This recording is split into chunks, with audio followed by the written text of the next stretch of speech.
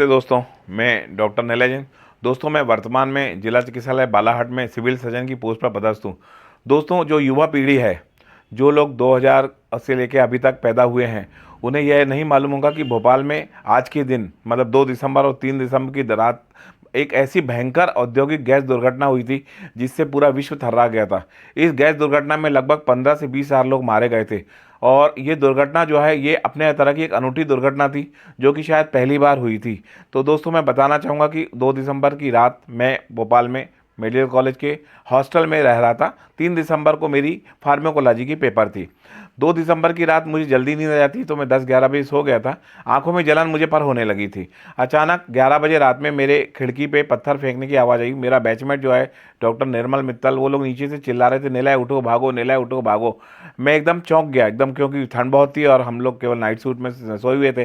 तो देखा था बाहर वो लोग चिल्लाए थे, "निलय नीचे आओ, जल्दी आओ, जल्दी आओ, भागो।" मैं तुरंत चप्पल पहन के नीचे भागा, तो नीचे सारे मेडिकल कॉलेज के जितने भी हॉस्टल के लड़के थे वो सब बाहर आ गए थे, चीख रहे थे, चिल्ला रहे थे, "भागो भागो भागो भागो।" सबकी आंखों में जलन हो रही थी एवं आंखों से पानी आ रहा था।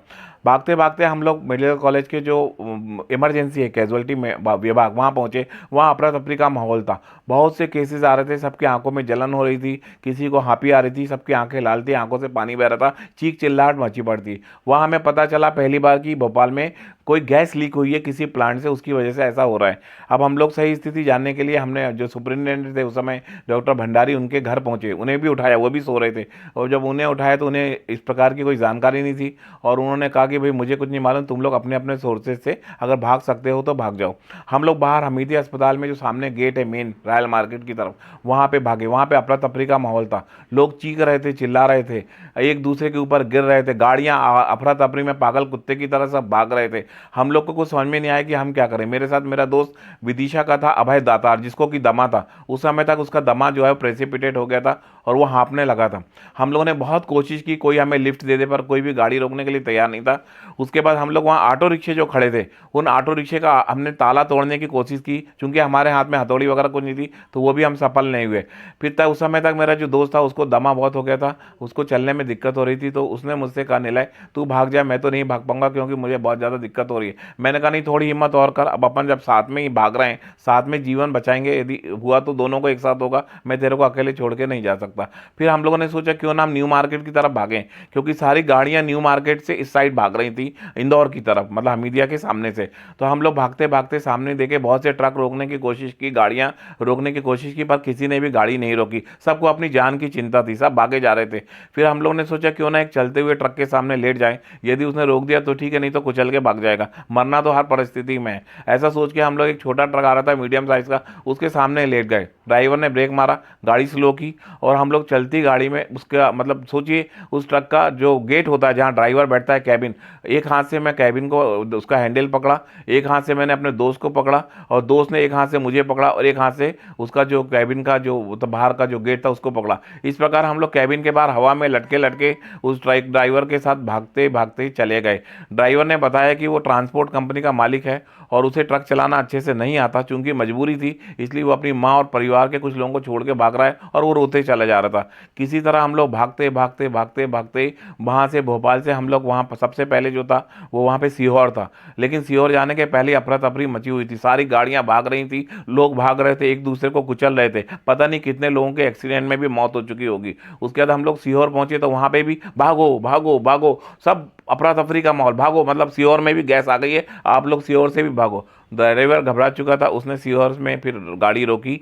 हम लोगों ने वहाँ 1 मिनट के लिए रुके, लेकिन वो लोग चाय पी रहे थे। विडम्बना देखी कि हम लोग के पास चाय के भी पैसे नहीं थे, क्योंकि हम लोग नाइट सूट में भागे थे, स्लीपर पहन के। तो हम लोग उनको चाय पीते देख के हम लोग चुपचाप रह गए, क्योंकि हमारे पास इतने पैसे भी नहीं थे कि हम लोग चाय पी पाते। फिर वहाँ से सीहोर से जो भागे तो हम लोग भागे आष्टा की तरफ। आष्टा में भी माहौल, उस समय सबको पता लग गया था कि भोपाल से गैस लीक हुई है, वो तेजी से पूरे इंदौर की तरफ गैस भी बढ़ रही है। तो वहाँ पे आष्टा में भी लोगों ने कहा भागो भागो भागो। फिर हमारा ड्राइवर हमें ऐसे ही भगाते भगाते देवास तक ले गया।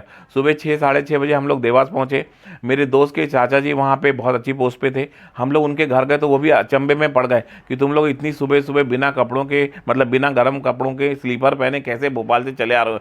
जब हमने उनको बताया कि नहीं, हमारे पास तो बहुत बड़ी ट्रेजेडी हो गई, भोपाल में कोई प्लांट से गैस लीक हुई है और हम लोग भाग के आ रहे हैं, तो उन्हें विश्वास ही नहीं हुआ। उस समय ज़माने में 8 बजे आकाशवाणी से मेन न्यूज़ आती थी हिंदी में, उन्होंने सुनी तो उसमें इतना बताया गया कि भोपाल से एमआईसी गैस ट्रेजेडी हुई है, औद्योगिक प्लांट है जो उससे मतलब यूनियन कार्बाइड प्लांट से कोई गैस लीक हुई है और स्थिति नॉर्मल हो रही है। सब लोगों से अनुरोध है कि जो जो लोग भाग के गए वे वापस भोपाल की तरफ आए। हम लोगों ने उनसे कुछ पैसे लिए, नाश्ता किए और फिर वापस बस में बैठ के देवास की तरफ पड़े। हमारी बस भोपाल पहुंचने वाली थी, बैरागढ़ के आसपास कहीं पहुंची थी 12 बजे। फिर एक बार उस समय दोबारा लीक हुआ था गैस, या कुछ र्यूमर चला था कि भोपाल के उस प्लांट में यूनियन कार्बाइड में फिर से गैस लीक हो गई। फिर भागो भागो भागो, तो हमारा ड्राइवर तो इतना घबरा गया था, उसने बस रिटर्न की और वापस फिर देवास पहुंच गया। फिर देवास में पुलिस कंट्रोल रूम से एक अनाउंसमेंट हो रहा था कि दूसरी बार की जो थी वो र्यूमर थी, पहली बार सही में लीक हुई थी। सारे लोग कृपया जो जो भोपाल से भाग के आए अपने अपने गंतव्य स्थान की पहुंचे और भोपाल में स्थिति नॉर्मल है, कंट्रोल में हो रही है। हम लोग फिर वापस, उस ड्राइवर ने हमारी बस को वापस देवास से भोपाल लाया। 3 साढ़े 3 बज गए थे। हमारा पेपर उस दिन कैंसिल हो गया था और उसके बाद जब हम लोग भोपाल पहुंचे तो वहाँ पे जो माहौल था वो फिल्मों में ही देखने लायक था। लोग मरे हुए थे, हमारे सामने 1200 लाशें पड़ी हुई थी, सारे लोग, अफरा तफरी का माहौल था। किसी के बच्चे के माँ बाप मर गए थे, किसी की माँ मर गई थी, किसी का बाप मर गया था, किसी के बच्चे अनाथ होकर रो रहे थे। सब तरफ केवल लाशें ही लाशें। सबको सांस में दिक्कत हो रही थी, आंखों से जलन हो रही थी और सबको फेफड़े में तकलीफ हो रही थी। पता नहीं कितने लोग मरे होंगे। उस समय का हम लोगों का जो अनुमान था वो 15 से 20 हज़ार लोग की मौत उस दुर्घटना में हुई थी। शुरू के 5-7 दिन हम लोग बहुत तकलीफ में रहे, क्योंकि हम मेडिकल स्टूडेंट थे, तो हमारी मॉरल जिम्मेदारी थी कि हम सबकी मदद करें। हम लोगों ने, सबने, और डॉक्टरों की टीम ने सब लोगों की खूब मदद की, खूब ज़्यादा। लेकिन हमारे को 1200 लाशें जो एक साथ जली थी, उसका मंजर हम लोग कभी नहीं भूल सकते और ना इस ट्रेजेडी को कभी भूल पाएंगे। मेरा इस वीडियो के माध्यम से आप सब लोगों को भी यही बताने का प्रयास है कि 2 दिसंबर को, 2